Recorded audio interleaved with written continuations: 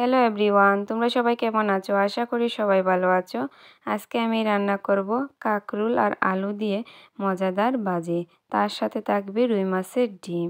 আপনারাই দেখে নিন। এখানে নিয়েছি আমি কাঁকরোল, আর নিয়েছি পেঁয়াজ কুচি, রুই মাছের ডিম, আর নিয়েছি আলু কুচি। এগুলো দিয়ে মজাদার ভাজি রান্না করব আর তোমাদের সাথে শেয়ার করব। প্রথমে আমি গরম তেলের মধ্যে দিয়ে দিলাম কাঁকরোল, তারপর দিয়ে দিলাম আলু, তারপর দিয়ে দিলাম পেঁয়াজ কুচি, তারপর দিয়ে দিলাম স্বাদ মতো লবণ, 1 চামচ হলুদের গুঁড়া, অল্প পরিমাণে মরিচের গুঁড়া, আর দিয়ে দিলাম 5 থেকে 6টা কাঁচামরিচ চির করে কেটে। এখন খুব ভালোভাবে ভেজে নেব।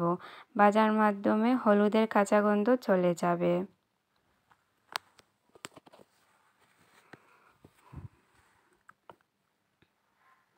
হালকা আমি ভেজে নিয়েছি। এখন এর মধ্যে দিয়ে দেব রুই মাছের ডিম, দিয়ে আরও বেশ কিছুক্ষণ এভাবে ভেজে নেব।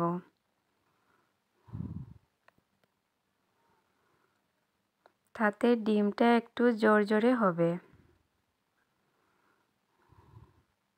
এখন আমি একটা ঢাকনার সাহায্যে ঢেকে দিলাম, যাতে কাঁকরোল আর আলু সিদ্ধ হয়ে যায়। কিছুক্ষণ পর ঢাকনাটা তুলে নিলাম। তুলে নিয়ে দেখলাম ডিম একদমই জোরে হয়ে গেছে, আর কাঁকরোল আর আলু খুব ভালোভাবে সিদ্ধ হয়ে গেছে। আমি আরও কিছুটা পরিমাণ তেল দিয়ে ভালো করে ভেজে নিচ্ছি। তেলের পরিমাণ আমার মনে হয়েছে কম হয়ে গেছে, তার জন্য আরও কিছুটা তেল দিয়ে দিলাম। দিয়ে খুব ভালো করে ভেজে নিচ্ছি। দেখেন বন্ধুরা, ভাজাটা আমার হয়ে গেছে। কত সুন্দর কালার হয়েছে এই ভাজিটির। ভাজাটা আমার সম্পূর্ণ হয়ে গেছে। আমি একটা প্লেটের মধ্যে নামিয়ে নিলাম, আর দেখতে কতটা লোভনীয় লাগছে। বন্ধুরা, এই রেসিপি যদি আপনাদের কাছে ভালো লেগে থাকে অবশ্যই কিন্তু লাইক করবেন এবং আপনাদের বন্ধুদের সাথেও শেয়ার করবেন।